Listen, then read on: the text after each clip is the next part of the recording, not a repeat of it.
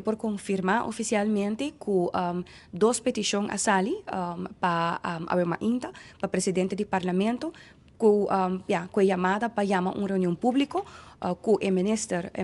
no caso aqui, o senhor Glambert Cruz, mas também nós fazemos petição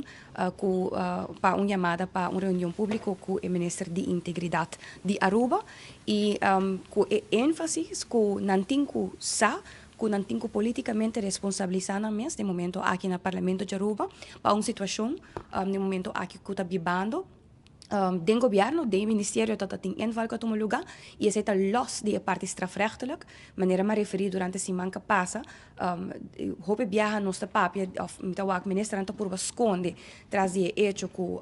ora que tem uma investigação penal, nós está toque tópico, ao contrário, tem conselho não direto van Estado, que a sali,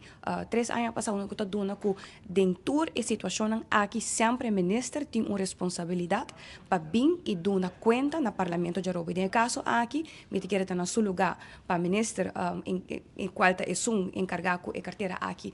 vir Parlamento e dar conta arriba Kiko está sucedendo para que o processo não aqui, só nada não está cambiando e acaba também uma década que nós está confrontando o mesmo problema não e a la vez também o ministro de Integridade vindo na conta para que Aruba está pagando para ter um Ministério de Integridade. Hecho que o ministro está em exterior, no caso aqui o ministro Glambert Cruz,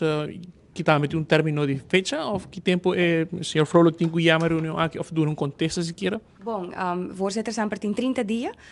dus laga nós aqui com nós também haya como resultado de petição aqui, pero a la vez também me avisa que já está hopi não ético, laga me põe assina, que o ministro decidi assina de curto período, segundo me estava 2 dias depois,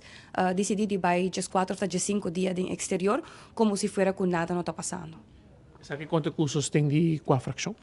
A petição a sali for de lo qual eu também persona como membro independiente, fração de Ação 21 e membro independiente do Nascimento.